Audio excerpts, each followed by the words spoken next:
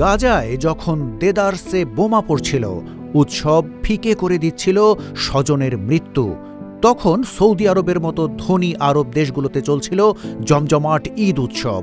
খুব কাছে থেকেও ফিলিস্তিনিদের কান্নার শব্দ শুনতে পায় না মিশর, জর্ডানের মতো মুসলিম দেশগুলো। মধ্যপ্রাচ্যের অন্যতম ক্ষমতাধর দেশ সৌদি আরবও এ বেলায় নির্বিকার।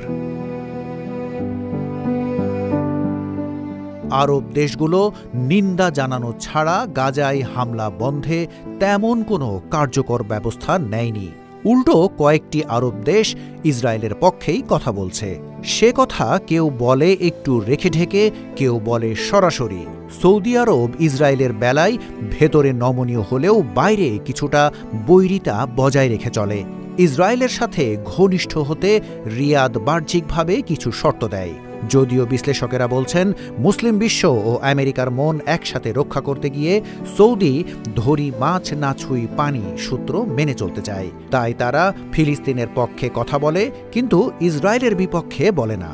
সৌদি আরবের নিরাপত্তা নিশ্চিতের অন্যতম কারিগরও যুক্তরাষ্ট্র, সেই সাথে বড় বাণিজ্যিক পার্টনারও। ট্রাম্প ক্ষমতায় আসার পর যুক্তরাষ্ট্রে কয়েকশো বিলিয়ন ডলার বিনিয়োগের ঘোষণা করেছে সৌদি যুবরাজ মোহাম্মদ বিন সালমান।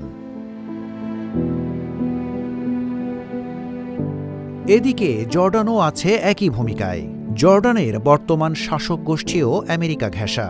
১৯৯৪ সালে ইসরায়েলের সঙ্গে সম্পর্ক স্বাভাবিক করতে একটি শান্তি চুক্তিতে সই করে জর্ডান। তারপর থেকে ইসরায়েল ও আমেরিকার বিপক্ষে যায় তেমন কোনো অবস্থানই সরাসরি নেয় না জর্ডান। ফিলিস্তিনের আরেক প্রতিবেশী মিশরও নিন্দা আর বৈঠক আয়োজন করে দায় সারে। যুক্তরাষ্ট্রের বিপক্ষে যায় এমন কোনো কথা বলতে চায় না কায়রোর শাসকেরা। মধ্যপ্রাচ্যের ধনী দেশ সংযুক্ত আরব আমিরাত ২০২০ সালে যুক্তরাষ্ট্রের মধ্যস্থতায় আব্রাহাম অ্যাকর্ডের আওতায় ইসরায়েলের সাথে কূটনৈতিক সম্পর্কই স্থাপন করেছে। ফলে তারাও কাগজে কলমে ফিলিস্তিনের পাশে আছে। তবে বাস্তবে যুক্তরাষ্ট্র ও ইসরায়েলের মন রক্ষা করে চলে। ইসরায়েল ও আমেরিকার মধ্যেও ঘনিষ্ঠ অর্থনৈতিক ও নিরাপত্তার সম্পর্ক রয়েছে। দুই দেশ একে অপরকে প্রতিরক্ষা বিষয়ক সহযোগিতাও করে।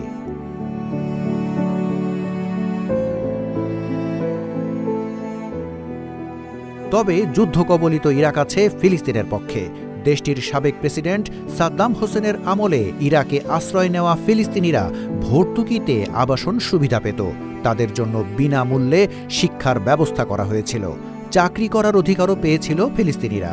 তবে সাদ্দাম পতনে সেখানেও ফিলিস্তিনিরা সহিংস পরিস্থিতির মুখোমুখি হয়। কুয়েতও ফিলিস্তিন ইস্যুতে নীরব ভূমিকায়।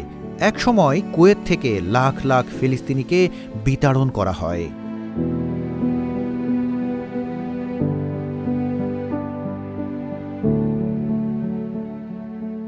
ভূরাজনৈতিক বিশ্লেষকদের মতে আরব দেশগুলোর এই নির্লিপ্ততাই ফিলিস্তিনকে দিনে দিনে ধ্বংসের মুখে ঠেলে দিচ্ছে।